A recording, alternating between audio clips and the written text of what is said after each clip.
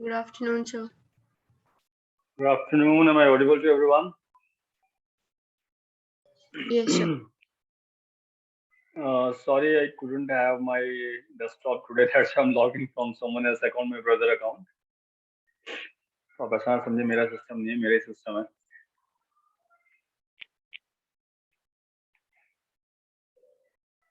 Okay, if you are there, Rupal is there, Samit is there, Mehul, Krishna, Namaste, Ayush. Okay, great. Can we start? Please put your roll number in the chat box. Good afternoon, sir. आपको offline exams की news milli? Pardon please, बेटा, I'm not audible. Rupal, क्या कह रहे हैं? Sir आपको offline exams की news मिल गई होगी ना शायद? Got it. सर तो प्रीवियस ईयर पेपर्स अरेंज करा दीजिए. मैं करवाता हूँ. देखिए ऑफलाइन एग्जाम में, देखिए एग्जाम ऑफलाइन जरूर हो रहा है, लेकिन एग्जाम का जो पैटर्न है अभी भी आपको पता होगा वो वही है. लाइक फर्स्ट क्वेश्चन जो आपका होगा वो आपका एमसीक्यू होगा. ठीक है, 10 क्वेश्चंस होंगे, 1 marks each. Got it. Then thereafter आपको 9 क्वेश्चंस टोटल मिलेंगे थ्योरी के अंदर, जिसमें से कि आपको थ्री क्वेश्चन अटेम्प्ट करने इन ऑल. यानी कि 5 मार्क्स के 3 क्वेश्चन हो जाएंगे आपके, 15 नंबर हो गए. और 1 मार्क्स के आपके 10 क्वेश्चन जो कि ऑब्जेक्टिव हो जाएंगे वो 10 नंबर हो जाएंगे. तो आपके 25 मार्क्स का एक एक्सटर्नल पेपर हो रहा है. तो पेपर मुझे लगता है बहुत प्रॉब्लमेटिक नहीं होगा. पेपर इजी होगा. ठीक है, और ऑब्जेक्टिव जो है वो आपका मेजर टारगेट होंगे. अगर आपने ऑब्जेक्टिव सही अचीव कर लिया ना 10 मार्क्स के, तो फिर कोई प्रॉब्लम नहीं होगी, फिर आप बहुत इजीली मार्क्स ग्रैब कर लेंगे. तो ऐसा कोई, मैं देख रहा हूँ सब बच्चे बहुत ज्यादा परेशान हो गए एकदम से. मतलब आप ही नहीं, पैटर्न और यही है जो आपने बताया अभी. हाँ, पैटर्न फिलहाल अभी तक यूनिवर्सिटी ने यही कंफर्म किया है. और इसके अलावा जो पैटर्न होगा, मैं वैसे तो अभी तक उनको अपडेट नहीं किया, ये अपडेट किया है और इसी के मुताबिक अभी चलना है. ठीक है, तो ऐसा नहीं जैसे आपके प्रीवियस पेपर हुआ करते ना, पूरा थियोरेटिकल हुआ करते थे सारे के सारे, ऐसा नहीं है.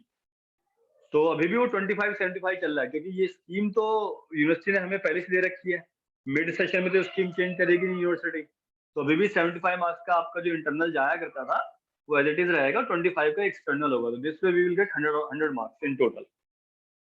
ठीक है, तो अभी बस आपको देखो क्या करना है कि आपको 3 क्वेश्चन जो अटेम्प्ट करने हैं, जो 5 मार्क्स के होंगे आउट ऑफ 9 क्वेश्चन, आपके पास सफिशिएंट चॉइस होगी. सबसे अच्छी बात है कि 9 में से 3 करने हैं, तो वी हैव ग्रेट चॉइस. तो उसके अंदर आपको क्या करना है कि जो भी कॉन्सेप्ट, इस पर्टिकुलर सब्जेक्ट की बात कर रहा हूँ मैं, जावा वाले की बात कर रहा हूँ, ऑब्जेक्ट ओरिएंटेड की, जो भी आपसे कॉन्सेप्ट पूछा जाता है, सपोज करो आपसे पॉलीमॉर्फिज्म पूछा जाता है, या आपसे एब्स्ट्रैक्ट क्लास के बारे में पूछा जाता है, एब्स्ट्रैक्ट क्लास क्या होती है. तो इसके अंदर थ्योरेटिकली आप देखेंगे बहुत छोटा सा कंसेप्ट होता है. एब्स्ट्रैक्ट क्लास क्या है कि हमने क्लास बनाई जिसके अंदर हमने कुछ वेरिएबल डिक्लेयर किए, कुछ कॉमन फंक्शन जो यूज होंगे वो डिक्लेयर करके डिफाइन भी कर दिए, लेकिन हम उस क्लास का ऑब्जेक्ट कॉल नहीं कर सकते. इतनी सी थ्योरी लिखेंगे आप. अब क्वेश्चन आपका अगर 5 मार्क्स का, तो उसके अंदर आप कैसे एलिब्रेट करेंगे? तो उसमें आपको क्या करना है, छोटा सा कोड लिखना है. कोई भी चीज आपसे पूछा तो साहब सिंगलटन मेथड क्या होता है, तो छोटा सा कोड लिख दो उसका. ठीक है, आपसे पूछा था फॉर्मेट फैक्ट्री मेथड क्या होता है, तो आप उसका छोटा सा कोड लिख दो अल्टीमेटली थ्योरी के साथ साथ. तो इस तरीके से आपको क्वेश्चन अटेम्प्ट करना है. डोंट गेट पैनिक, इतना ज्यादा घबराने की जरूरत नहीं है सर लेकिन जितना. नोटिस में तो ये लिखा है सर टोटल 6 क्वेश्चंस होंगे, 1 क्वेश्चन कंपलसरी, इसमें 10 शॉर्ट आंसर टाइप क्वेश्चन होंगे और 5 क्वेश्चंस जो मीडियम आंसर टाइप होंगे, जिसमें हमें 3 अटेम्प्ट करने हैं. हाँ, जो 3 अटेम्प्ट जो करने हैं 5 मार्क्स के होंगे. ठीक है, तो 15 मार्क्स हो गए आपके. और जो 10 क्वेश्चंस आपके एमसीक्यू होंगे, वो पहला क्वेश्चन आपका कंपलसरी हो गया, वो आपको अटेम्प्ट करना ही करना है, वो 10 मार्क्स का हो गया. तो 25 पूरे हो गए आपके. Got it. तो इसमें कोई प्रॉब्लम तो नहीं है. Don't get panic that much. Like देख रहा हूँ मैं अभी बहुत ज्यादा परेशान हो गया. आप ऐसा कुछ नहीं है. सर सिर्फ ना फर्स्ट सेमेस्टर में हम लोगों के ऑफलाइन हुए थे एग्जाम्स और पैटर्न डिफरेंट था, तो प्रैक्टिस नहीं है, तो इसी वजह से बस थोड़ा सा पैनिक नहीं है, बस थोड़ा सा परेशान है कि प्रैक्टिस हो जाएगी तो हो जाएगा काम. देखो रूपल, मैं अभी क्या करूंगा बेटा, just let me finish the subject. मैं आपको ना जो क्वेश्चन पेपर का पैटर्न आने वाला है वाईएमसी के अंदर, मैं आपको उसके 2, 3 या 4 मॉडल टेस्ट पेपर दूंगा बना के. तो बिल्कुल वैसे ही पेपर आपको नजर आएगा एक्सटर्नल एग्जामिनेशन में भी, और आप उसकी पहले से प्रैक्टिस कर लोगे. What I am planning about right now, कि जो अब जो एमसीक्यूज रह गए ना हमारे, ठीक है, तो हम उन एमसीक्यूज ना कंडक्ट करके इसी तरीके से पेपर कंडक्ट करें. समझ रहे हैं बात को? तो जैसे आप एमसीक्यू अभी गूगल फॉर्म पे गूगल फॉर्म पे दे रहे हैं, ऐसे हम गूगल फॉर्म डिजाइन करेंगे और वहां पे आप अपना पूरा पूरा जो डेटा जैसे पेपर हो रहा है एज इट इज टाइप करने का मैं आपको ऑप्शन दूंगा। आप टाइप कीजिए, उसके अंदर कोड भी लिखिए, सारी चीजें कीजिए और आपकी प्रैक्टिस हुई कैसे करना है। तो थोड़ा थोड़ा सा ये है कि अभी देखो ऐसा यूनिवर्सिटी क्यों कर रही है, ऐसा यूनिवर्सिटी देखो यूनिवर्सिटी चाहती तो फुल 100 मार्क्स का पेपर रख देती है आपका, क्योंकि ये सब पूरा 100 मार्क्स का पेपर रखते हैं, बट वो स्कीम नहीं बदल रही है। अभी जब फुल फ्लैज ऑफलाइन क्लास आपकी लगेंगी तभी वो ऑफलाइन क्लास वाला पैटर्न भी फॉलो हो सकता है। अदरवाइज ऐसा नहीं होता कि अब तक तो हमने एमसीक्यू ले लिया, असाइनमेंट ले लिया, ऑनलाइन पढ़ा लिया, एग्जाम आपका ऑफलाइन करा लिया। ऑफलाइन एग्जाम हो रहा है तो उसमें इतना पैनिक करने की जरूरत नहीं है, उन्होंने पैटर्न वही रखा है। बस अब ये था कि अब पूरा पूरा आपका 25 नंबर का एमसीक्यू होता था अभी तक, अब वो 25 नंबर का एमसीक्यू ना होकर 10 नंबर का एमसीक्यू होगा और 15 मार्क्स के छोटे छोटे आपके क्वेश्चन आ जाएंगे। तो आपने अगर सिलेबस कवर कर रखा है, आपकी नॉलेज ठीक है, तो आपको कोई भी प्रॉब्लम नहीं होगी और आप सब पास हो जाएंगे। Don't worry, just be on track, जो पढ़ रहे हैं वो ठीक से पढ़िए और कोई दिक्कत नहीं, ठीक है।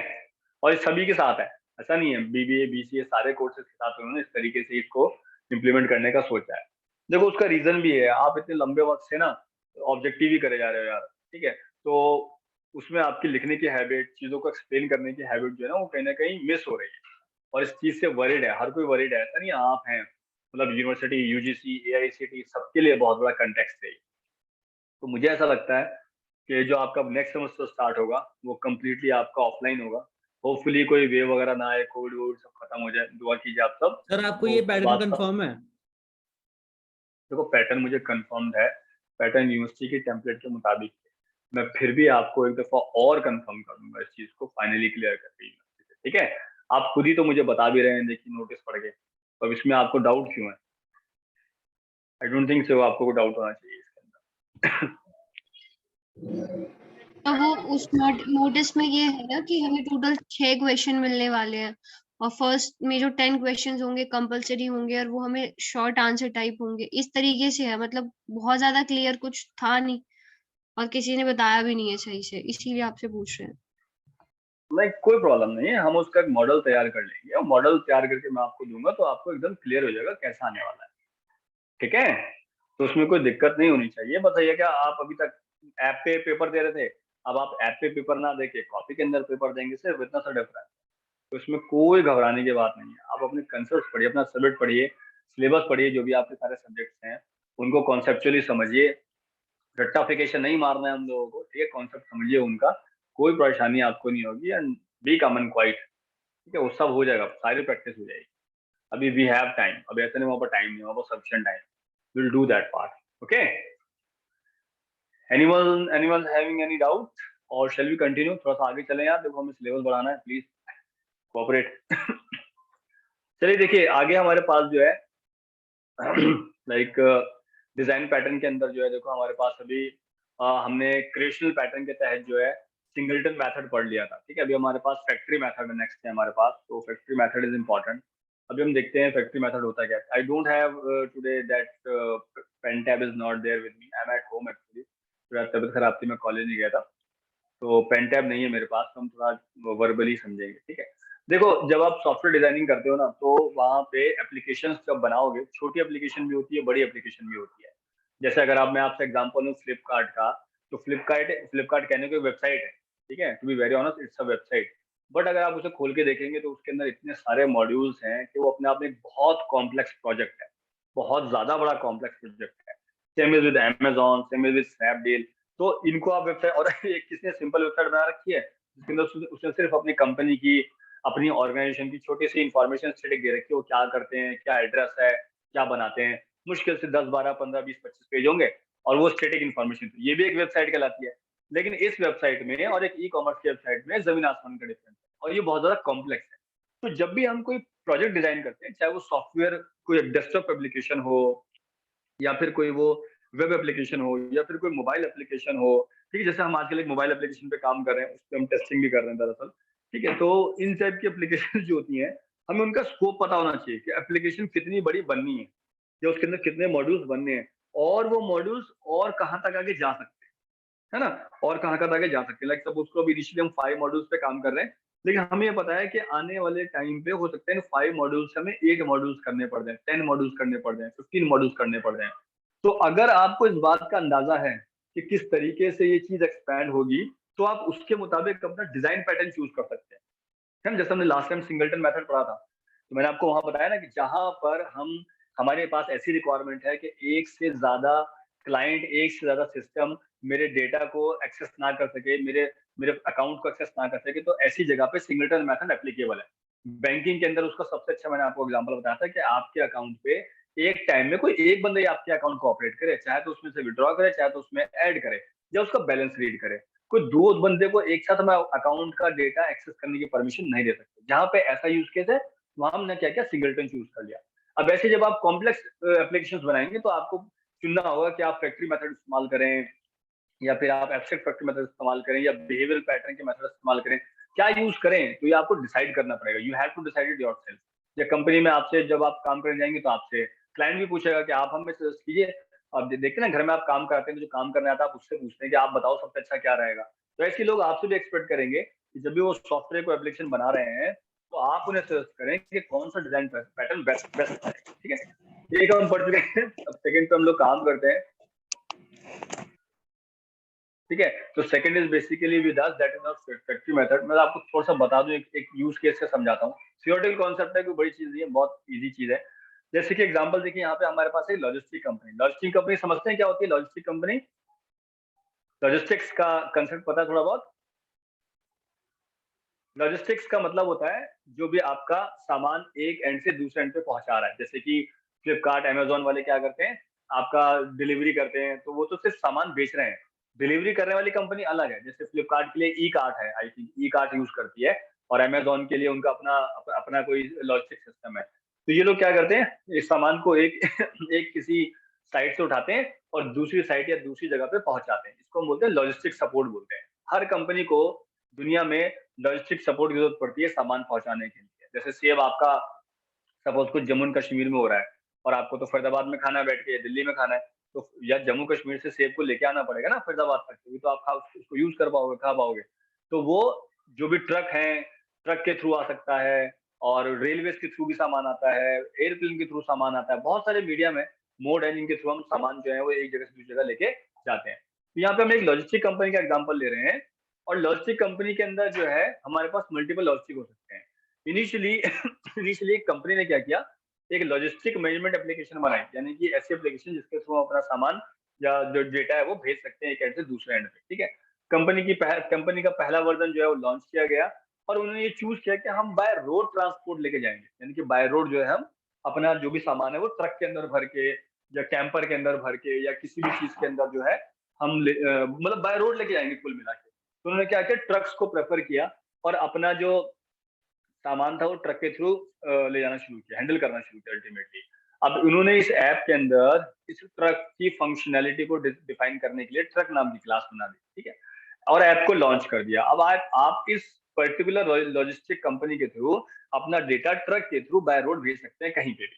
ठीक है, धीरे धीरे क्या हुआ, ऐप बहुत पॉपुलर हो गई, लोगों ने उसको प्रेफर किया, और देखा कि यार उनकी सर्विस बहुत अच्छी है, बहुत बहुत अच्छा रिस्पॉन्स मिल रहा है ना। तो जैसे वो पॉपुलर हुए, उन्होंने दूसरे लोगों ने अप्रोच करना शुरू कर दिया। देखिए जैसे ये इनका एक स्ट्रक्चर है कि लॉजिस्टिक ऐप है, और ये पूरा कवरेज जो है सारा का सारा वो अपने ट्रक्स के थ्रू कर रहे हैं। जैसे ही इस काम को देखा तो शिपिंग कंपनी जो थी उसने भी अप्रोच किया। उन लोगों ने जो लोग अपना सामान शिप के थ्रू मंगाना चाहते हैं, उन्होंने बोला यार ऐसा है, हमें भी आपकी सर्विस चाहिए। अभी प्रॉब्लम तो ये थी कि जो आप ऐप यूज कर रहे थे उनकी, that was only design for the road transport के लिए थी, रोड लॉजिस्टिक्स प्रोवाइड किया करती थी, ये वाला रोड लॉजिस्टिक प्रोवाइड किया करती थी। तो फिर वो कैसे करेंगे हम लोग, सी का कैसे करेंगे, यानी कि आपको अपनी एप्लीकेशन के अंदर जो है नया कोड लिखना पड़ेगा, या फिर इस सी लॉजिस्टिक को ऐड करना पड़ेगा। देखिए यहाँ ना प्रॉब्लम क्रिएट होती है। इसके दो तरीके हैं, या तो आपका कोड जो है वो इतना ज्यादा फ्लेक्सिबल हो कि आप उसके अंदर चीजों को इनकॉर्पोरेट कर पाए, नहीं तो आपको एप्लीकेशन बिल्कुल नए सिरे से लिखनी पड़ेगी, फ्रॉम द स्क्रैच जिसे बोलते हैं ना, स्क्रैच से काम करना पड़ेगा। ये दिक्कत है थोड़ी सी। ठीक है अब इसी चीज को सॉल्व करने के लिए हम डिजाइन पैटर्न का चूज करते हैं, बिगिनिंग के अंदर चूज करते हैं। अगर आप डिजाइन पैटर्न चूज नहीं करेंगे in the beginning of the app, तो उससे फिर क्या होगा कि आपको ये पूरी ऐप को रीडिजाइन करने में फिर से उतनी कॉस्ट लगानी पड़ेगी जितनी आपने पहले लगाई।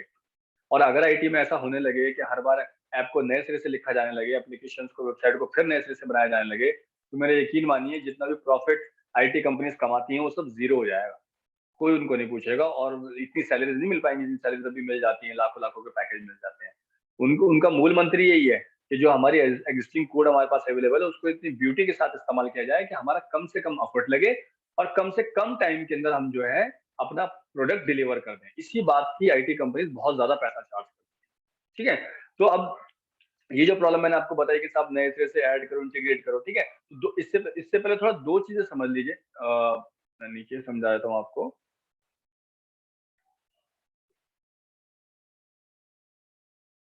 हमारे पास ना दो तरीके से सॉफ्टवेयर की ओरिएंटेशन किया जाता है, सॉफ्टवेयर का ओरिएंटेशन क्या है, ठीक है। एक हमारे पास है, सॉरी, एक हमारे पास है टाइटली कवर्ड, एक हमारे पास है लूजली कवर्ड। कोई दोनों को आइडिया कि टाइटली कवर्ड लूजली कवर्ड क्या होता है? किसी को कोई आइडिया यहाँ पे?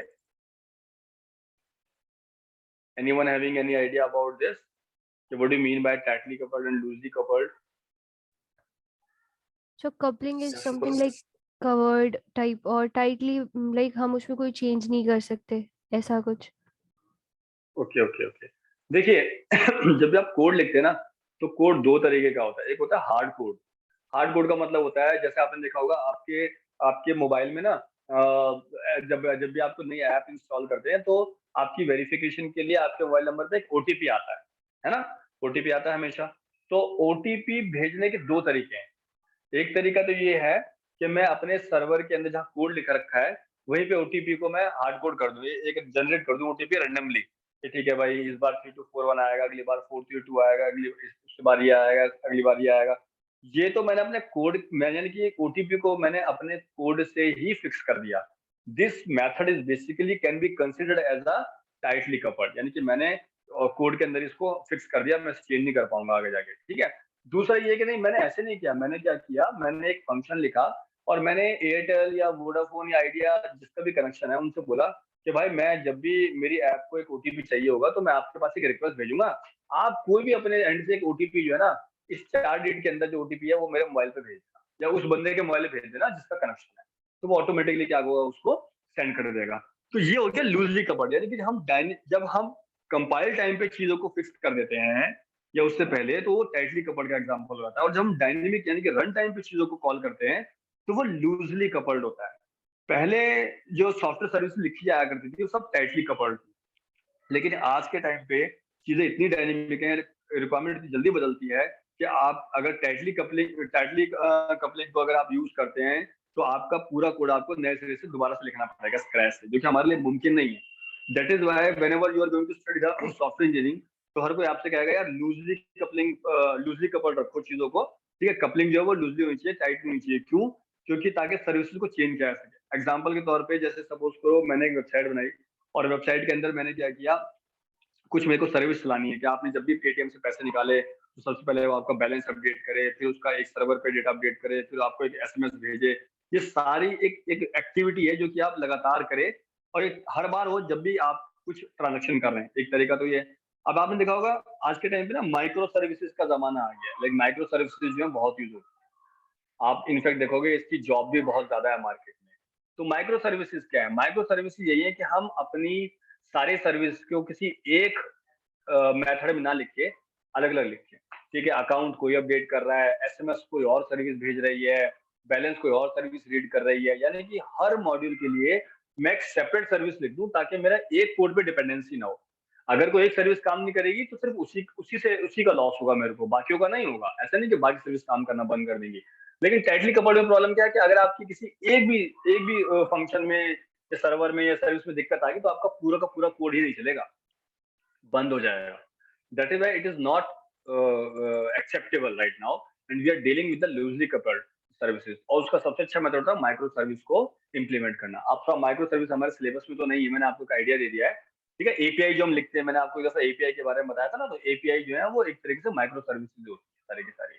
तो आप एक दफा माइक्रो सर्विस के बारे में पढ़ें, इनके बारे में इंटरव्यू में बहुत पूछा जाता है, जब आप जॉब करेंगे बहुत ज्यादा पूछा जाएगा, ठीक है। तो वापस आते हैं, तो कुल मिला के अब आपका जो फैक्ट्री मेथड ये बोलता है कि साहब एक काम हम ये करते हैं कि हम ना डायरेक्ट ऑब्जेक्ट नहीं बनाते क्लास का, हम ये डिसाइड करेंगे कि रन टाइम पे कब जो है कौन सा हमें मेथड, कौन से क्लास का ऑब्जेक्ट हमें चाहिए होगा, ये हम रन टाइम पे डिसाइड करेंगे, ना कि कंपाइल टाइम पे। जिससे क्या होगा कि आपके पास थोड़ा सा फ्लेक्सिबिलिटी होगी, और लूजली कपलिंग का एक ऑप्शन हमने यहाँ पे इनेबल किया कि जिससे हम क्या करेंगे उस टाइम डिसाइड करेंगे। एग्जाम्पल के तौर पे सपोज करो आपने फ्लिपकार्ट पे एक ऑर्डर डिलीवर किया, ठीक है, ऑर्डर किया मतलब आपने कोई सामान मंगाया, सामान जो आपके घर तक पहुंचना है उसका लॉजिस्टिक क्या रहेगा, रोड से पहुंचेगा या सी से पहुंचेगा, it has to be decided by you people how to deal it. अब अगर सपोज करो जो कंपनी सामान डिलीवर कर रही हो कह रही है यार मेरे पास ना अभी जो गोडाउन है वो जो रोड लॉजिस्टिक को सपोर्ट करता है वहां पे मेरे पास सामान नहीं पड़ा है, आप एक काम करो, आप मेरे जो सी लॉजिस्टिक वाला गोडाउन है ना, जो सी लॉजिस्टिक को सपोर्ट करता है वहां सामान पड़ा है, वहां से सामान उठा लो और यूजर को भेज दो। अब यहाँ पे हमने अगर इसे हार्ड कोड कर दिया होता तो हम कभी भी सी को यूज नहीं कर पाते, हम रोड को यूज कर पाते हमेशा। अगर मैं कहता हूँ भाई सपोज करो मोबाइल है, मोबाइल की डिलीवरी जितनी होगी रोड से होंगी, अगर मैंने इसको हार्ड कोड कर दिया और मैंने मैंने क्या कहते हैं नहीं डिफाइन किया, तो फिर मैं अगर मेरे पास वो नहीं पड़ा हुआ रोड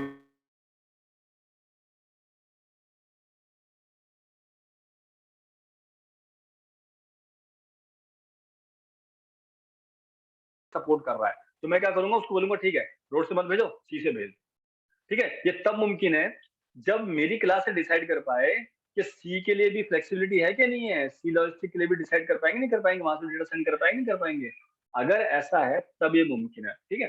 तो देखिए फैक्ट्री मेथड का आप बस एक जो बेसिक फंडा वो समझिए कि फैक्ट्री मेथड आपके ऑब्जेक्ट ओरिएंटेड प्रोग्रामिंग के कॉन्सेप्ट को एक छूट देता है, ये एक ऑप्शन देता है कि जब भी किसी क्लास को आपको इस्तेमाल करना है, इन्वोक करना है आपको किसी क्लास को, तो आप उस क्लास का जो ऑब्जेक्ट क्रिएट होगा वो कंपाइल टाइम पे ना हो के रन टाइम पे हो। ये सबसे बड़ा मेथड है। अब देखो इसको हम समझेंगे कोड के थ्रू, ठीक है। ये कोड के थ्रू समझते हैं हम लोग इसको, जस्ट वेट, ठीक है। ये फैक्ट्री मेथड है, हम ओपनिंग मैंने यहाँ पे कोड लिख रखा है, ये मेरी अकाउंट क्लास है, ठीक है। मैं आपको इसलिए अकाउंट वाला एग्जांपल समझा रहा हूँ क्योंकि हमने पहले भी एब्स्ट्रैक्ट क्लास और बाकी जितने फंडे अभी तक समझे हैं, ये मैंने ऑब्जेक्ट ओरिएंटेड कॉन्सेप्ट वाले को आपको सारे समझाए थे, फिर आपको ये एब्स्ट्रैक्ट क्लास वाले सारे समझाए थे, है ना। तो मैंने इसी एग्जाम्पल के थ्रू समझाया था, और बुक में भी एग्जाम्पल दिया हुआ है जो मैंने आपको सेंड कर रखी है ग्रुप पे, उसमें एग्जाम्पल दिया हुआ है, ठीक है। तो हम यहाँ पे क्या देख रहे हैं, देखिए अकाउंट क्लास हमने बनाई सेम है, पिछले वाले अकाउंट क्लास है, कोई डिफरेंस नहीं। कस्टमर नेम हमने ले लिया, अकाउंट नंबर ले लिया, बैलेंस ले लिया, हमने 3 हमने वेरिएबल ले लिए, हमने फिर कुछ फंक्शंस ले लिए जैसे कि कस्टमर नेम ले लिया, ठीक है, अकाउंट नंबर ले लिया, यहाँ पे मिनिमम बैलेंस कैसे लेना है हमें वो ले लिया, और हमने डिपॉजिट नाम का और विड्रॉ नाम के हमने 2 फंक्शन बना लिए, ठीक है। यहाँ पे मैंने डिफॉल्ट कंस्ट्रक्टर नहीं बनाया है क्योंकि मुझे जरूरत नहीं है डिफॉल्ट कंस्ट्रक्टर की, जैसा कि मैं आपको बता चुका हूँ। डिफॉल्ट कंस्ट्रक्टर से जितने भी वेरिएबल हम लोग यूज करते हैं उन सबकी वैल्यू इनिशियलाइज हो जाती है, नल इनिशियलाइज हो जाती है। जैसे कि तुम्हारा कस्टमर नेम कुछ नहीं होगा, अकाउंट बैलेंस नल हो जाएगा, मिनिमम बैलेंस नल हो जाएगा। दुनिया में ऐसा कोई अकाउंट नहीं होता जहाँ पे किसी कस्टमर का नाम ना हो, किसी अकाउंट के अंदर बैलेंस ना हो, किसी अकाउंट का नंबर ना दिया हो। इस वजह से रियल टाइम में अगर आप देखेंगे तो डिफॉल्ट कंस्ट्रक्टर बनाने की कोई तुक नहीं बनती, ठीक है। हमें पैरामीटराइज कंस्ट्रक्टर यूज ही करना पड़ेगा क्योंकि हम कोई ना कोई नाम भी यूज करेंगे कस्टमर का, कोई ना कोई अकाउंट नंबर भी जरूर देंगे कस्टमर को, और उसका कुछ ना कुछ बैलेंस भी होगा, चाहे बैलेंस 0 हो उससे मतलब नहीं है, लेकिन कुछ ना कुछ जरूर होगा, ठीक है। तो ये एज इट इज अकाउंट नाम की क्लास सेम है, मैंने कोई चेंजेस नहीं की इस कोड के अंदर, ठीक है। थोड़े बहुत के अलावा देन आपका अकाउंट जो है, देखो आपका अकाउंट जो है वो करंट अकाउंट और सेविंग अकाउंट 2 अकाउंट होते हैं आपके। करंट अकाउंट को मैंने क्या किया, इनहेरिटेंस का इस्तेमाल किया, मैंने करंट अकाउंट के अंदर अकाउंट वाली क्लास के सारे फीचर यूज कर लिए, ठीक है। और मैंने यहाँ पे सुपर कीवर्ड के थ्रू जो नेम, अकाउंट नंबर और बैलेंस है इनकी वैल्यू को मैंने मेन क्लास से इनिशियलाइज करा दिया। मैंने आपको लास्ट टाइम में बताया था सुपर कीवर्ड हम क्यों यूज करते हैं, जब भी हम किसी इनहेरिटेड क्लास के अंदर कोई वेरिएबल मेन क्लास के यूज करते हैं तो उनकी वैल्यू को इनिशियलाइज कराने के लिए हम सुपर कीवर्ड का यूज करते हैं, नहीं तो हमें यहाँ पे हर बार वैल्यू इनिशियलाइज करनी पड़ेगी। इससे बचने के लिए हम सुपर कीवर्ड यूज कर लेते हैं, ठीक है। और करंट अकाउंट के अंदर जब जो भी मेरे पास डेटा आएगा, कस्टमर नेम कोई ना कोई जरूर होगा, अकाउंट नंबर जरूर कोई ना कोई जरूर होगा, बैलेंस जरूर होगा, तो इन सबको मैंने क्या करा दिया, प्रिंट करा दिया, प्रिंट स्टेटमेंट फंक्शन को कॉल करके। Same is with the saving account, ले लीजिए आप यहाँ पे सेविंग अकाउंट लेंगे तो यहाँ पे भी सेविंग अकाउंट को मैंने एक्सटेंड किया अकाउंट से, यानी कि अकाउंट नाम क्लास के सारे फीचर्स को मैं सेविंग अकाउंट में भी यूज करना चाहता हूँ तो मैंने इनहेरिट कर लिया। मैंने सेविंग अकाउंट में मैंने आपको बताया था कि करंट अकाउंट पे इंटरेस्ट नहीं मिलता है, सेविंग अकाउंट पे इंटरेस्ट मिलता है। इस वजह से हमने एक नया वेरिएबल लिया किस नाम से, इंटरेस्ट रेट के नाम से। ठीक है। सेम इज विद मैंने अमाउंट जो आप डिपॉजिट कर रहे हैं उसको मैंने यूज किया और मैंने इसको कैलकुलेट कर लिया कि जब भी कोई मेरा पास बैलेंस अवेलेबल है तो उस पर कितना मुझे रेट ऑफ इंटरेस्ट मिलेगा, टोटल बैलेंस कितना होगा मेरा, तो हमने यहाँ से कैलकुलेट करके सबमिट कर दिया। ठीक है, ये हमारा सेविंग क्लास हो गई। तो अकाउंट नाम की क्लास हो गई हमारे पास, जो कि ये वाली है देखिए मेन। फिर उसके बाद अकाउंट दो टाइप के होते हैं, करंट अकाउंट होता है और सेविंग अकाउंट होता है, ये आपका यहाँ पे आ गया। ठीक है, अब आता है फैक्ट्री मेथड। अब देखिए फैक्ट्री मेथड में मैंने क्या किया, पहले मैं समझा देता हूँ और फिर इसकी फंक्शनैलिटी रन करके देखेंगे कि कैसे काम कर रही है। ठीक है, हमारे पास मैंने एक यहाँ पे लाइब्रेरी इंपोर्ट करी है java.util.scanner। ये मैंने इसलिए की, जैसे आप स्कैनर फंक्शन यूज करते हैं सी के अंदर, वैसे जावा के अंदर भी हमें इनपुट लेना होता है तो हम स्कैनर से भी ले सकते हैं। हमारे पास दो तीन मेथड होते हैं, हम बफर से भी ले सकते हैं, स्कैनर से भी ले सकते हैं, कोड पे डिपेंड करता है कौन सा आपको अच्छा लग रहा है। हम स्कैनर ज्यादा यूज करते हैं। मैंने मेन फंक्शन बनाया, public static word mean string argument कर लिखा। मैंने स्कैनर स्ट्रीम से जो है इनपुट लिया और मैंने यूजर को बोला भाई आपने अपना अकाउंट नंबर एंटर करो कि आपको कौन सा अकाउंट पे ऑपरेट करना है, कौन से अकाउंट की। जैसे मैं हूं, सपोज करो मेरा एसबीआई के अंदर करंट अकाउंट भी है, सेविंग अकाउंट भी है, तो मैं कौन से अकाउंट का बैलेंस जानना चाहता हूँ, मुझे पता होना चाहिए ना। आपने मोबाइल एप्लीकेशन चलाई होगी बैंकिंग की, तो पूछता है जब भी आप अपनी स्टेटमेंट निकालते हो प्रीवियस मंथ्स की, मतलब लास्ट 3 मंथ की स्टेटमेंट निकालोगे तो पूछता है कि आपको कौन से अकाउंट से स्टेटमेंट निकालनी है, करंट अकाउंट से निकालनी है, सेविंग अकाउंट से निकालनी है, तो वो उसी अकाउंट की स्टेटमेंट निकाल के देता है। ठीक है, this is one of the good example of factory method कि वो आपसे पूछ रहा है कि भाई बताइए कौन से अकाउंट की स्टेटमेंट निकालनी है, करंट अकाउंट की या फिर सेविंग अकाउंट की। तो फिर मैंने उससे इनपुट लिया, ये आपका इनपुट लाइन है, string account type is equal to scanner dot next, यानी कि जो भी आप इनपुट देंगे कीबोर्ड से वो स्टोर कर लेगा अकाउंट टाइप के अंदर। फिर वो चेक करेगा अकाउंट टाइप जो आपने दिया है, ठीक है, क्या वो करंट अकाउंट टाइप है। अब देखिए यहाँ पे मैंने एक और फंक्शन लगाया, if account type dot equals ignore case. इस फंक्शन का यूज मैंने क्यों किया है, हो सकता है कि आप करंट जो लिखेंगे वो सब कुछ स्मॉल में लिखें, हो सकता है सब कुछ कैपिटल में लिखें, हो सकता है सी को कैपिटल कर दें, बाकी सब कुछ स्मॉल कर दें। तो हमें केस सेंसिटिव नहीं देखना है, हमें इग्नोर करना है। केस कैसा भी हो सकता है, सेंटेंस केस हो सकता है, लोअर केस हो सकता है, अपर केस हो सकता है। सेंटेंस केस मतलब पहला लेटर बड़ा होना चाहिए, अपर केस मतलब सारे लेटर बड़े कैपिटल होने चाहिए, लोअर केस मतलब सारे लेटर छोटे होने चाहिए। तो आप कैसा भी करंट लिखिए, बस हमें करंट मैच करना चाहिए। ठीक है, तो हमने इसको यूज किया और अगर जैसे उसने बोला हाँ करंट चाहिए मेरे को, तो हमने उसका ऑब्जेक्ट बना दिया सीए के नाम से, क्लास कॉल करी, करंट अकाउंट नाम की क्लास थी, ये बनी हुई देखिए, ये करंट अकाउंट नाम की क्लास बनी हुई है यहाँ पे। इस क्लास का ऑब्जेक्ट हमने यहाँ पे क्रिएट कर दिया और उसका बैलेंस वगैरह सब प्रिंट कर दिया। ठीक है, अब अगर सपोज करो अकाउंट करंट अकाउंट नाम का अकाउंट नाम के सेविंग का है, तो हमने इसको हमने डाल दिया एलसीएफ के अंदर। LCF account type again dot equals ignore case मैंने इसलिए लगाया क्योंकि हो सकता है आप स्मॉल में लिख दें, कैपिटल में लिख दें। ठीक है, अगर सेविंग अकाउंट नाम का अकाउंट आप उसको ऑप्शन दे रहे हैं तो इमीडिएटली क्या होगा देखिए, रन टाइम पे आपका सेविंग अकाउंट नाम का ऑब्जेक्ट क्रिएट हो जाएगा एसए के नाम से, और फिर इस ऑब्जेक्ट के थ्रू आप अपना डेटा रिट्रीव कर लीजिए, मिनिमम बैलेंस निकाल लीजिए, डेटा डिपॉजिट कर लीजिए, मिनिमम बैलेंस फिर से चेक कर लीजिए, तो ये आपका सारा इन्वोक हो जाएगा। ठीक है, इसको आप रन करके देखेंगे। देखिए यहाँ पे पूछ रहा है अकाउंट टाइप क्या है, सपोज करो मैंने दिया अकाउंट टाइप मेरा है सेविंग। अब देखिए मैंने सब कुछ स्मॉल लेटर में लिख दिया है, ठीक है, सब कुछ स्मॉल लेटर में लिख दिया है, एंटर मारा मैंने, तो देखिए उसने दिखा दिया भाई आपका जो सेविंग अकाउंट का बैलेंस है वो 77,98,516 है, और डिपॉजिट क्योंकि हमने इसके अंदर 5,000 रुपीज किया है, कितना किया है 5 ही किया, हाँ ठीक है, तो आपका ये जो बढ़ के जो है 8,42,809। फिर से कोड को कंपाइल कीजिए, इस बार मैं क्या करता हूँ अकाउंट टाइम चेंज कर देता हूँ, करंट कर देता हूँ, इनपुट देता हूँ करंट। तो देखिए अब करंट जैसे मैंने इनपुट दिया, थोड़ा सा इसको मैं ऊपर ले आता हूँ ताकि नजर आया, ठीक है, ये जैसे मैंने करंट इनपुट दिया तो उसने क्या किया, रन टाइम पे करंट नाम की क्लास का ऑब्जेक्ट क्रिएट किया और उसको कॉल किया, उसके बाद उसने उसका बैलेंस प्रिंट किया, उसमें से 45,000 निकाले, जो बैलेंस बचा उसने वो बताया आपको, ठीक है, उसका नाम हम सब बता दिया। तो देखिए फैक्ट्री मेथड का बेनिफिट ये है यार कि आपकी एप्लीकेशन अगर बड़ी है और आपको कोई भी जो ऑप्शन चूज करना है वो आपको पहले से नहीं पता क्या चूज करना है और आपको रन टाइम पे चूज करना है, तो फैक्ट्री मेथड सबसे बेस्ट एग्जांपल होता है इस वाले ऑप्शन को चेक करने के लिए। ठीक है, this one is basically called, तो ये मैंने आपको सेंड भी कर दिया आई थिंक व्हाट्सएप ग्रुप पे आपके ना, मैं आपको सारी जावा के फाइल सेंड कर रहा हूँ, आप इन फाइल्स को डायरेक्टली इक्लिप्स में खोलिए, नेटबीन्स में खोलिए और आप इन्हें रन करके देखिए, आपका सारा कोड बेहतरीन कंपाइल होगा, कोई प्रॉब्लम नहीं आएगी। आप कहेंगे तो आपको पूरा प्रोजेक्ट ही भेज दूंगा, बस आप उसे यूज करना सीखे थोड़ा सा। ठीक है, तो this one was called basically your factory method, ठीक है।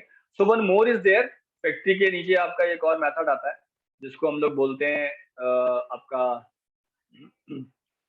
एब्स्ट्रैक्ट फैक्ट्री मेथड, ठीक है। एब्स्ट्रैक्ट फैक्ट्री मेथड ही होता है, कोई डिफरेंस नहीं है, बस छोटा छोटा डिफरेंस क्या होता है कि एब्स्ट्रैक्ट फैक्ट्री मेथड और भी ज्यादा कॉम्प्लेक्स एप्लीकेशंस को हैंडल करता है। जैसे कि मैंने आपको बताया ना, अभी आपको अपने अकाउंट की स्टेटमेंट प्रिंट करनी है, तो आपका करंट अकाउंट भी है क्योंकि आप ट्रेडिंग भी करते हैं, आपका सेविंग अकाउंट भी, आप सेविंग भी करते हैं, तो बैंक को बताना पड़ेगा कि भाई आपको सेविंग अकाउंट चाहिए, करंट अकाउंट में डेटा चाहिए। तो ये आपके पास एक चॉइस हो गई, ऑप्शन हो गए। तो जहां पे भी आपके पास रन टाइम पे ऑप्शन देने की बारी आई यूजर को, तो वहां पे हम फैक्ट्री मेथड इस्तेमाल करते हैं। लेकिन अब सपोज कीजिए आर्किटेक्चर इससे भी ज्यादा कॉम्प्लेक्स बन चुका है, इससे भी ज्यादा बड़ा है। कैसे बड़ा है, एग्जाम्पल लेते हैं छोटा सा, ये आ जाइए, ठीक है। ये डायग्राम देखिए, सपोज करो हमें यूजर को जो है ऑप्शन देने हैं कि वो किस ऑप्शन को यूज करना चाहता है। तो हमारे पास क्या है, हमारे पास बैंक जो है, आपने देखे आईसीआईसीआई का एग्जांपल मैं आपको देता हूँ। तो आईसीआईसीआई का जो बैंक है वो आपको सेविंग अकाउंट भी देता है, वो आपको करंट अकाउंट का फैसिलिटी भी देता है। आईसीआईसीआई वालों का इंश्योरेंस भी है लोम्बार्ड के नाम से, आईसीआईसीआई लोम्बार्ड के नाम से उनका एक इंश्योरेंस डिवीजन है जो कि सारी चीजों का इंश्योरेंस करता है। उसके अलावा आईसीआईसीआई का अपना होम लोन डिवीजन भी है जो कि होम लोन देता है। आईसीआईसीआई वालों का अपना एजुकेशन लोन डिवीजन भी है जो कि एजुकेशन लोन भी देता है, और बहुत सारी चीजें हैं जो कि आईसीआईसीआई क्या करता है, मैनेज करता है। अब सोचो कॉम्प्लेक्स आर्किटेक्चर कितना कॉम्प्लेक्स होता जा रहा है, मतलब होम लोन की फैसिलिटी भी है, और हो सकता है कि आप में से कोई ऐसा भी हो जो कि आईसीआईसीआई के जिसका सेविंग अकाउंट भी हो, करंट अकाउंट भी हो, उसने घर बनाने के लिए होम लोन भी ले रखा हो, बच्चे को पढ़ाने के लिए एजुकेशन लोन भी ले रखा हो, अपने बिजनेस को चलाने के लिए बिजनेस लोन भी ले रखा हो। तो जहाँ पे इतने सारे ऑप्शंस हो जाएंगे तो वहां पे एप्लीकेशन बहुत कॉम्प्लेक्स हो जाएगी, और हमें रन टाइम पे मल्टीपल ऑब्जेक्ट्स को कॉल करना पड़ेगा, क्रिएट करना पड़ेगा, सॉरी, तभी तो कॉल कर पाएंगे आप, है ना। तो इतनी बड़ी जब कॉम्प्लेक्स एप्लीकेशन आती है तो ऐसी कॉम्प्लेक्स एप्लीकेशंस के लिए अब फैक्ट्री मेथड काम नहीं आता। फैक्ट्री मेथड को एब्स्ट्रैक्ट फैक्ट्री मेथड में कन्वर्ट करना पड़ता है, ठीक है। जैसे कि सपोज करिए हमने जो भी कॉमन फीचर्स होते हैं, जैसे कि बंदे का नाम हो गया, बैंक की डिटेल हो गई, ठीक है, और बड़ा कर लेते हैं ना, ठीक है, ये हो गया। तो वो मैंने आपको बताया जो भी कॉमन डिटेल्स होती है जो सबके सब सारे क्लासेस के अंदर कॉमन होती है, उनको हम एब्स्ट्रैक्ट क्लास बना देते हैं। हमने क्या किया, उन फीचर्स को यहाँ डाल दिया, ठीक है। और इसी तरीके से हमने फैक्ट्री क्रिएटर नाम का फंक्शन बनाया जो कि हमें डिसाइड करके बताएगा ऑब्जेक्ट कब कॉल करना है। अब हमने क्या किया, एक हमने मॉड्यूल लिया बैंक, एक हमने लिया लोन, यानी कि कोई भी जो डेटा है या तो बैंक से रिलेटेड होगा या फिर लोन वाले से रिलेटेड होगा। बैंक की हायरार्की अलग है। बैंक फैक्ट्री क्या करेगी, सबसे पहले आपको चूज करके देगी कौन से बैंक से काम है। हमारे पास यहाँ पे 3 बैंक है, एचडीएफसी बैंक है, आईसीआईसीआई बैंक है, एसबीआई बैंक है। तो आपको चूज करना पड़ेगा, आप एचडीएफसी में आपका अकाउंट है, आईसीआईसीआई में आपका अकाउंट है, एसबीआई में है, ठीक है। इसी तरीके से हमारे पास लोन फैक्ट्री है। लोन फैक्ट्री जो है वो आपको लोन के बारे में बताएगी कि लोन का अमाउंट क्या है, लोन नंबर क्या है, ठीक है। फिर आपका लोन किस टाइप का है, होम लोन है आपका, बिजनेस लोन है आपका, एजुकेशन लोन है आपका, कौन सा लोन आपका अल्टीमेट, ठीक है। तो अगर आप देखें तो ये जो पार्ट है, यानी कि ये वाला जो मॉड्यूल है बैंक फैक्ट्री लोन फैक्ट्री, ये इससे नीचे तक का पूरा स्ट्रक्चर है, ये फैक्ट्री मेथड को डिफाइन कर रहा है। एब्स्ट्रैक्ट फैक्ट्री मेथड इससे ऊपर किस लेयर को डिफाइन कर रहा है, क्यों, क्योंकि ये आपको फैसिलिटी दे रहा है फर्दर नीचे ऑप्शन को ऑप्ट करने, ठीक है। तो एब्स्ट्रैक्ट फैक्ट्री मेथड में और फैक्ट्री मेथड में कोई बहुत ज्यादा डिफरेंस नहीं होता। जब हमारे पास नंबर ऑफ लेवल ज्यादा हो जाए, यानी कि एप्लीकेशन कॉम्प्लेक्स हो जाए और हायरार्की मल्टी लेवल हो जाए, यानी कि 2 3 4 5 6 7 लेवल पे आपका डेटा सेग्रीगेट हो जाए, तो ऐसे आर्किटेक्चर डिजाइन को हम फैक्ट्री मेथड ना कह के एब्स्ट्रैक्ट फैक्ट्री मेथड कह देते, ठीक है। ये मैंने आपको थ्योरेटिकली समझाया, आप इसको जब भी एग्जाम में पूछा जाएगा तो आप इसी हायरार्की से इसको समझा के आए, और जो इसके थोड़े बहुत क्या कहते हैं फीचर्स हैं वो लिख दें, बहुत ज्यादा कुछ नहीं है, ठीक है। बस हमें ये पता होना चाहिए कि मल्टी लेवल पे आपका ऑब्जेक्ट क्रिएट होगा, ऑब्जेक्ट यहाँ पे भी रन टाइम पे क्रिएट होगा। रिमेंबर, ऑब्जेक्ट जैसे फैक्ट्री मेथड में रन टाइम पे क्रिएट हो रहा था, हम चूज करते हैं कौन सी क्लास का ऑब्जेक्ट बनाना है, ऐसे ही एब्स्ट्रैक्ट फैक्ट्री मेथड में भी होगा। बस थोड़ी सी हायरार्की क्या हो गई है इसकी, चेंज हो चुकी है, ठीक है, कॉम्प्लेक्स हो चुकी है, सॉरी, थोड़ी सी हायरार्की क्या हो चुकी है, कॉम्प्लेक्स हो चुकी है, ठीक है। अब इसका भी कोड देखते हैं। मैं बंद कर देता हूँ सारे ये, क्योंकि मैंने सेम नाम से बना रखे हैं तो कंफ्यूजन ना हो। ठीक है, so that was the factory, ये भी बंद कर देते हैं।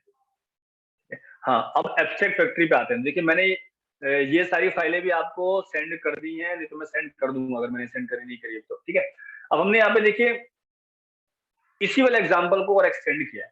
ठीक है, हमने बंदे को देखा, बंदे का कोई अकाउंट है, ये अकाउंट नाम की क्लास हो गई, जो कि सेम है, कोई डिफरेंस नहीं जैसे पहला था। ठीक है, वही आपके सारे पैरामीटर है, नाम है कस्टमर का, अकाउंट नंबर है, बैलेंस है, हमने उसे विड्रॉ कर रहे हैं, डिपॉजिट करा रहे हैं, सब कुछ वही है। ठीक है, उसके बाद देखिए आपका नेक्स्ट जो है अकाउंट दो टाइप का हो सकता है, एक आपका करंट अकाउंट हो सकता है, एक आपका सेविंग अकाउंट हो सकता है। तो ये करंट अकाउंट आपका आ गया, इसमें भी सेम कोड है, कोई डिफरेंस नहीं है, पहले वाला कोड रखा मैंने। ठीक है, ये आपका सेविंग अकाउंट आ गया। ठीक है, ठीक है, ये आपका देखो सेविंग अकाउंट आ गया। अब देखिए अगर आप अकाउंट चूज कर रहे हैं तो आपका सेविंग अकाउंट होगा, करंट अकाउंट होगा। अब इसके लिए हमें चूज करना पड़ेगा इसका फैक्ट्री क्रिएटर। ठीक है, तो इसका फैक्ट्री क्रिएटर कौन सा होगा, सोचिए अकाउंट फैक्ट्री होगा, ये हमने बनाया है। अब इसको थोड़ा समझिए है क्या। मैंने यहाँ पे एक फंक्शन लिखा है एग्जीक्यूट अकाउंट। आप जो भी अकाउंट आप चूज करेंगे उसको एग्जीक्यूट करने के लिए हमने फंक्शन बनाया। मैंने यूजर से पूछा भाई बताइए आपका कौन सा अकाउंट है, सेविंग अकाउंट है, करंट अकाउंट है, वही सेम कोड है, देखिए कोई डिफरेंस नहीं है। अगर आप देखें वो बोलेगा भाई करंट अकाउंट है, करंट अकाउंट है तो उसकी कैलकुलेशन करी और सबमिट कर दिया। और अगर करंट अकाउंट नहीं है तो सेविंग अकाउंट है ये वाला। तो फिर इसका पूरा कोड डिफाइन कर दिया कैसे कैसे काम कर रहा है। पहले आपकी डिटेल निकालेगा, फिर उसके अंदर आपका मिनिमम बैलेंस फेच करेगा, उसके अंदर ये 8,000 रुपीज ऐड कर देगा, फिर आपका अपडेट बैलेंस आपका प्रिंट कर देगा। तो ये आपका हो गया, इस तरीके से हो गया। ठीक है, अब ये तो आपका अकाउंट निपट गया।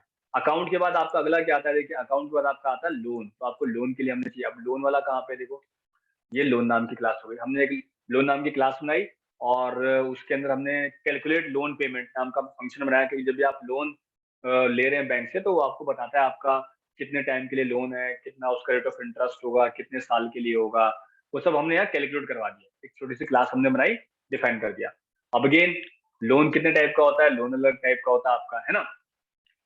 तो लोन की हायरार्की कितने टाइप की आपकी, देखिए अब लोन आपका होम लोन होगा और एक आपका एजुकेशन लोन होगा। तो होम लोन की क्लास ये रही पर। ठीक है, होम लोन हमने क्लास बनाई होम लोन, और हमने लोन नाम के जो लोन नाम की क्लास के जो फीचर थे वो इनहेरिट कर लिए। मैंने आपको बताया ना एक्सटेंड कीवर्ड से हम लोग जो बेस क्लास का जो फीचर्स होते हैं वो सब क्लास के अंदर इनहेरिट कर लेते हैं। तो सिंपल मेथड है, साफ पता चल रहा है कि होम लोन की क्लास जो लोन नाम के फीचर्स को एक्सेस कर रही है। हमने यहाँ पे क्या किया, ईएमआई कैलकुलेट करने के लिए हमने ये पूरा फंडा रखा है, कितना रेट ऑफ इंटरेस्ट बनेगा सब हमने कैलकुलेट कर लिया। फिर आपका एजुकेशन लोन होगा, तो ये आपका एजुकेशन लोन आ गया। एजुकेशन लोन ने भी लोन नाम की क्लास को एक्सटेंड किया और आपका रेट ऑफ इंटरेस्ट वहीं से ले लिया इसने, जो कि आपका मेजर था। और आपने ये हमने फंक्शन बनाया कैलकुलेट लोन पेमेंट, और पूरा कैलकुलेशन कर दिया, यहाँ पे सबमिट कर दिया हमने यहाँ पे। ठीक है, कितना फंक्शन निकाली हमने इसके, सब डिटेल में मेथड है, आप देखना एक दफा ईएमआई कैसे कैलकुलेट होती है उसका मैंने लॉजिक लगाया पूरा। और उसमें से मैंने क्या किया, 1,000 रुपीज माइनस कर दिए कि अगर हमें छूट मिली है, सपोज कोई बेनिफिट मिल रहा है, अगर आप अर्ली पेमेंट कर रहे हो तो 1,000 रुपीज माइनस कर दिए। ठीक है, तो आपका लोन के अंदर आपका होम लोन हो गया और आपका एजुकेशन लोन हो गया। अब आपका लोन फैक्ट्री मेथड आएगा। लोन फैक्ट्री मेथड में हमने क्या किया हमने बेसिकली एग्जीक्यूट लोन का फंक्शन लिया और हमने वही उससे पूछा भाई लोन टाइप बताओ क्या, एजुकेशन लोन है तो ये वाला पार्ट एग्जीक्यूट हो जाएगा, होम लोन है तो ये वाला पार्ट एग्जीक्यूट हो जाएगा। ठीक है, इसे आप रन करेंगे तो आप चलिए देखते हैं।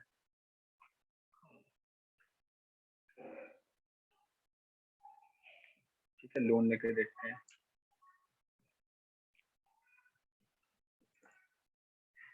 एक सेकेंड, ठीक है, दूसरी क्लास में भी ठीक है, ठीक है, डॉक्टर डिफाइन कर दिया। ठीक है, अकाउंट नाम का हो गया, ये आपका लोन नाम का हो गया। ठीक है, लोन का हो गया, ठीक है, एजुकेशन लोन का हो गया, फाइन। ठीक है, लोन फैक्ट्री हो गया।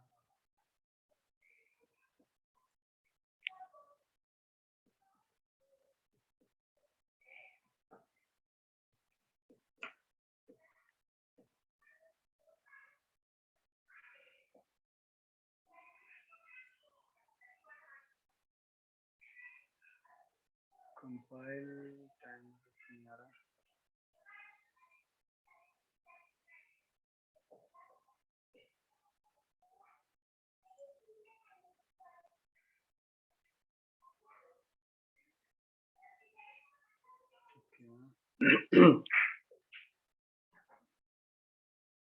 क्लास चली बाद में चलिए।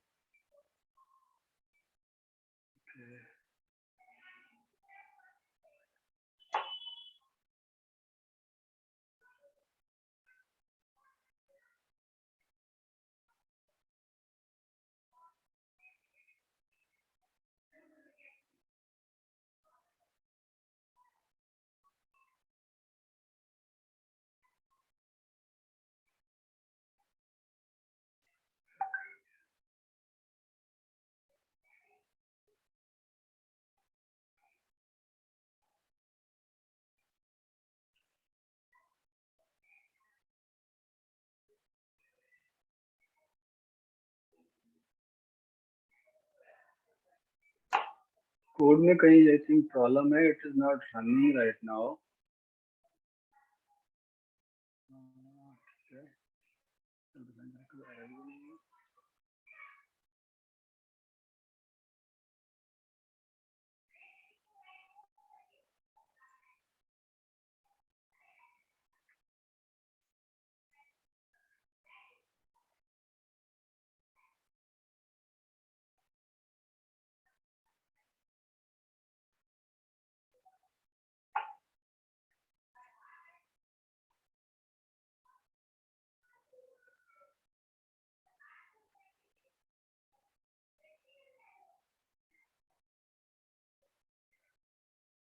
ठीक है, run again, current, ठीक है, and ये काम क्यों नहीं कर रहा है?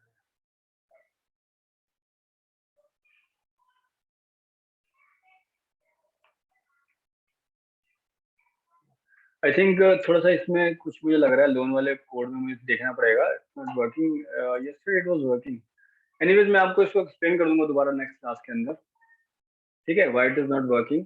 But the funda is like abstract factory pattern का बेसिक कॉन्सेप्ट क्या होता है कि बिल्कुल फैक्ट्री पैटर्न की तरह काम करता है। आपको बस इतना ध्यान रखना है कि जैसे जैसे एप्लीकेशन आपकी कॉम्प्लेक्स पे जाएगी तो आपको डिसाइड करना पड़ेगा आपको रन टाइम पे कौन सी क्लास का या सब क्लास का ऑब्जेक्ट क्रिएट करके कॉल करना है।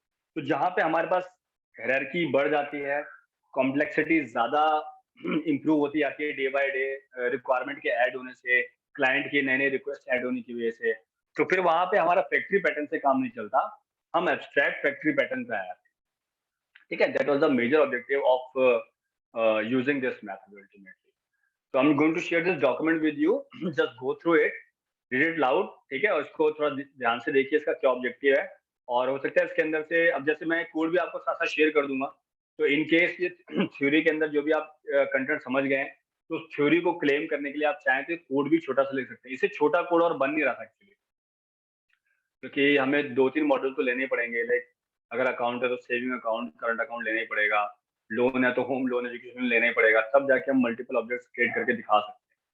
तो this was a bit complex type, तो लेकिन इससे छोटा आपको कहीं नहीं मिल पाएगा कोड अगर जावा का आप सोचेंगे तो। मैं एक बार ट्राई करता हूँ उससे भी छोटा कुछ सोच पाए, या आपके दिमाग में करो तो आप सोचिए थोड़ा सा, उसको इम्प्लीमेंट करके देखते हैं, है ना।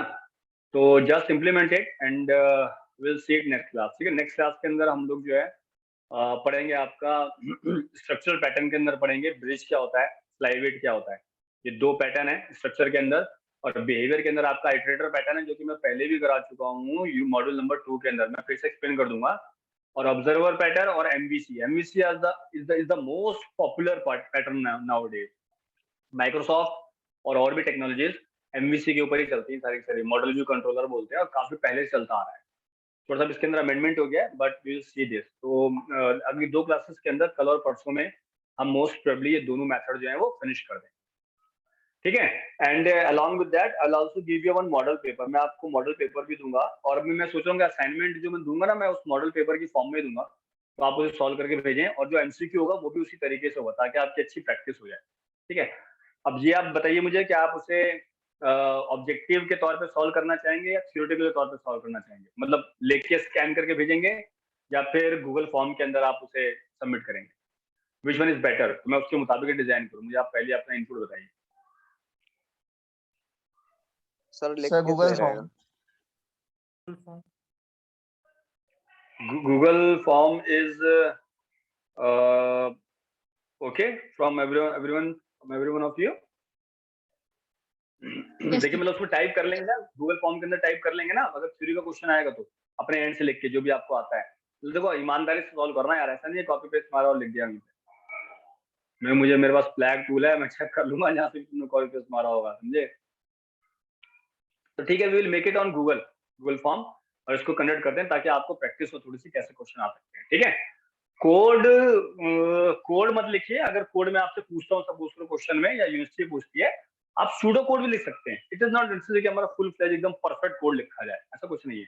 हम सूडो कोड लिख सकते हैं, मतलब सूडो का मतलब कुछ कोड कुछ एल्गोरिथम ऐसा लिख सकते हैं, ठीक है? तो आपका थोड़ा डर खुल जाएगा, मैं इस पे काम करता हूँ। मैं कल या परसों के अंदर हम ना एक एमसीक्यू रखते हैं,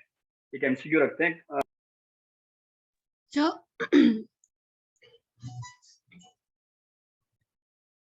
जरा आपका माइक ऑफ। सॉरी So, जी बताइए ऊपर बताइए बेटा। अच्छा, पर्टिकुलर यूनिट के हिसाब से, जैसे मतलब कि इस आप बता दो कि इसी यूनिट का टेस्ट लूंगा तो वो ज्यादा बेटर रहेगा, ताकि हम ठीक है, हम एक तरीके काम से करते हैं, ठीक है, हम एक काम करते हैं, हम ना अभी यूनिट 4 पे काम करेंगे, ठीक है? हम यूनिट 4 के एमसीक्यू को देखते हैं, तो आपको उससे एक बहुत बेटर आइडिया होगा कैसे कैसे आएगा। देन उसके बाद मॉड्यूल 3 का करेंगे, क्लियर? Okay sir. ठीक है बेटा, मिलते हैं फिर कल मिलते हैं। Okay I will share notes, don't worry.